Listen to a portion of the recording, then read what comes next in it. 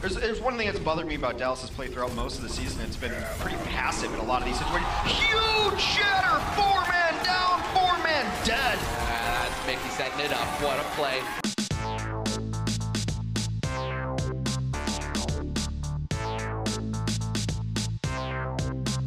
Let's face it, Dallas Fuel fans have had a rough season 1, but as if a gift directly from Jeff Kaplan, the stage 4 meta fits Dallas perfectly. The core Envious roster won Apex in Korea based on a tank meta. Now that the game has slowed down significantly and Taimu doesn't have to worry about divers coming after him non-stop, he looks a lot more comfortable on the hit scan, finally clicking heads again. We even got Seagull in there, looking like a star in this roster. His Hanzo has been good all season, frankly, but Hanzo hasn't been meta until stage 4. Put those two things together, you have the double sniper meta that's strong for a few reasons right now, and to redeem a rather lackluster season, I have to say, Mickey looks back to his old self, making massive plays on the meta-defining hero. I say meta-defining, but really, they're the only team to use Brigitta this much. They have a 75% pick rate on Brigitta, and no other team comes close. They've been playing well all stage 4, and I haven't really been buying it until they came up against the Philadelphia Fusion, who many were expecting to be one of the best teams in the stage, and normally looked like Brigitta didn't phase them, but the Dallas Fuel Brigitta tactics definitely were effective. In fact, I think we'd have to say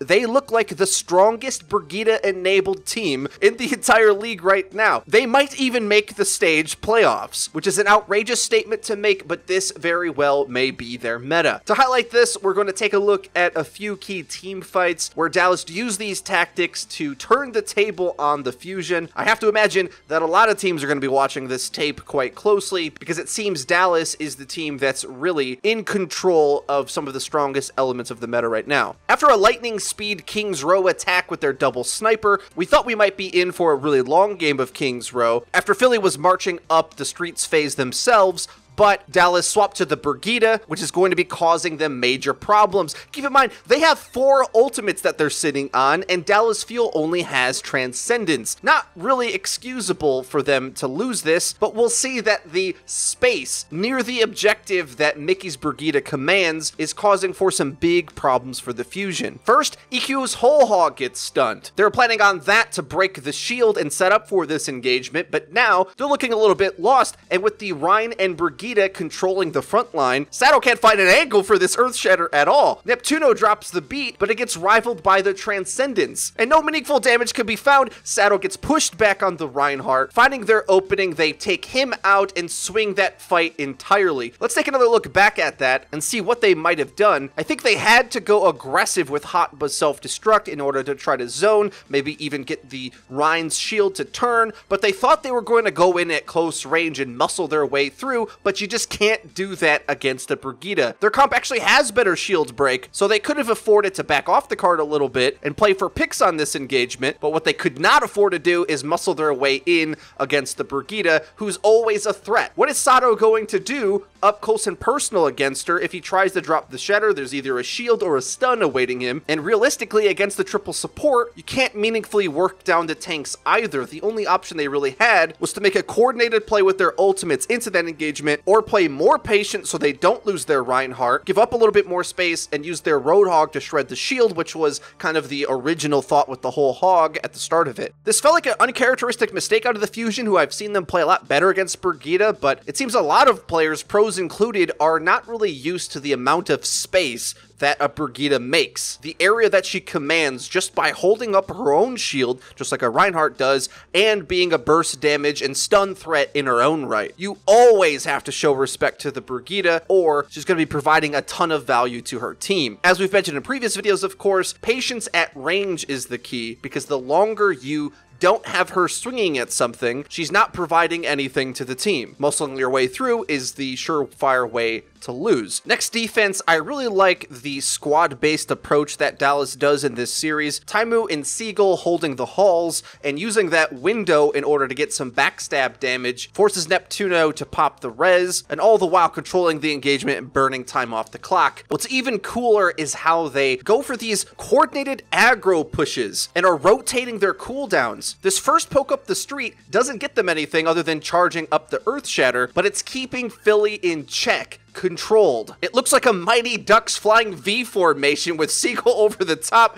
and Philadelphia has to back up. Just doing that alone is kind of winning the defense, but of course, the beautiful combo coming up is even better. Notice how Mickey is using his third-person advantage to hide around the corner. He does this all the time. They have OGE under the cart, looking to be miles away from even getting a shatter off. Sato doesn't see this coming at all, and in fact, OGE hits the Earth Shatter before Mickey even stuns. I don't know if that was intentional or not, but it's really sick because the Earth Shatter takes some time to travel, especially that far of a distance from behind the cart. They're able to hit it with that 1-2 punch that there was literally no way for them to see coming. Mickey's around the corner, but you better expect Mickey to be lurking from now on, playing on the mean streets of Kings Row. I can't believe more teams haven't been playing Brigitta in this way.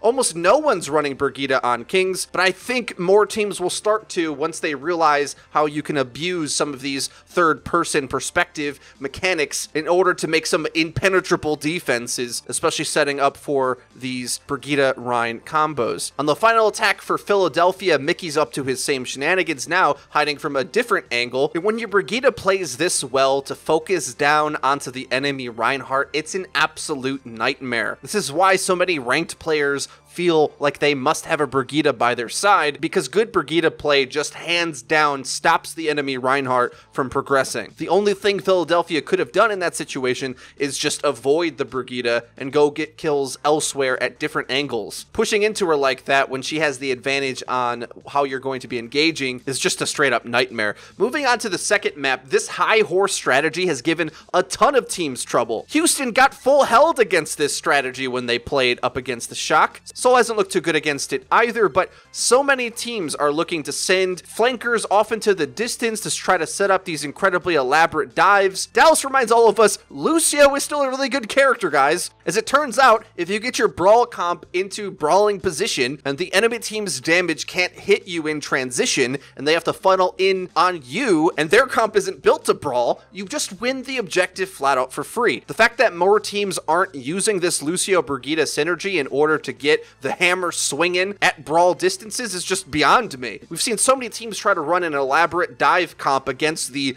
anti-dive bunker comp, when clearly speed boosting the Rein Zarya to point is just a free capture. But interestingly enough, Seagull often doesn't even opt for the Zarya, which he is very good at, by the way, but he goes for the Diva, which almost guarantees that you get through. A lot of teams go for that Zarya pick, knowing that it gives you the big powerful ultimate, but it's much worse in the mid-fight, and I think a lot of people don't realize that. Defense Matrix still saves lives, guys. It blocks infinite damage for a few seconds, whereas Bubbles only go so far. And although you might have a little bit less punching power without the Zarya, Focus Fire is your friend when you're running these brawl comps anyway, and when you start bursting things down with a hammer swing, fire strike, shield bash, and let's be honest, some pretty good damage out of the Zenyatta and Lucio combination, you've got all the damage you need. And meanwhile, of course, they're sending their powerful backline to take positions far out in the distance. On the very first push, they only go in with 4 members and keep their Widowmaker and Zenyatta at the choke, and sure, that might leave them vulnerable to counterattack, but because the Fusion are running this bunker, they physically can't. Any aggro they send at the normal choke, Taimu and Unko could just run away from, and they can't really go to the point either because now Taimu's caught them in a crossfire. They've got hammer swings on one end and a sniper rifle aimed at them from the other side. That high horse strat has been seeing a lot of success, and I don't think it does a day longer. Speed boost and the W button has proven quite useful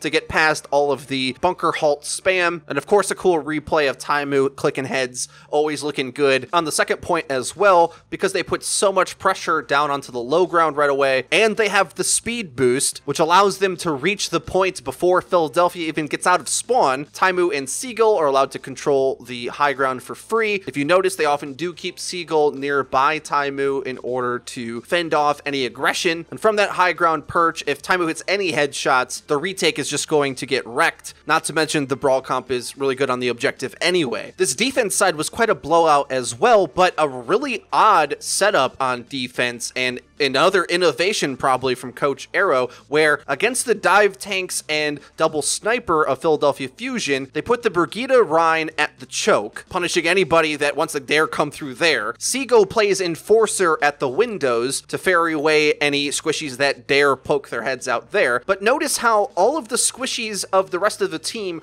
are spread out throughout the map to control any mobility aggression that comes through. On paper, we might think it's best for the Fusion to go aggressive to dive in on one of these members, but the problem is it's really hard to get the Mercy because she can fly across the map to any of her teammates that are set up on any of these spots, but there also is just a death trap crossfire, making it so that any dive that comes through is going to be very inefficient. Because if you pick one target to focus down, you've got Unko, Taimu, and Mickey that at any moment can just kind of turn and kill something really quickly, making for this setup to be very defenders advantaged to catch any of the different types of attacks they throw at them. Ultimately, they needed one of the two snipers that hit a headshot. They don't. Then they move on to Tracer Genji, but by this point, both teams have their support ults, and Mickey gets a rally, which makes Tracer's damage and the dive tank's damage utterly useless until you shred through that. If you want to know what I think kind of counters this, well, that Lucio character that Dallas Fuel used on the other side is quite essential in order to quickly get all of your members to surround one of these isolated defenders, because without that, everyone kind of comes in staggered, and Mickey never really can die. You have to avoid him entirely. He commands a ton of space. Taimu and Harry Hook on the Mercy are allowed to just grapple and Guardian Angel away, and we've seen dive be very useful to commit to find the backline in previous metas when Hanamura was played. But even if you do, for example, kill Unko in this scenario, Mickey is both a DPS threat and a support. There's no way to really pull the healing rug from out under them, and this defense setup is just really smart. Mickey is able to just stalk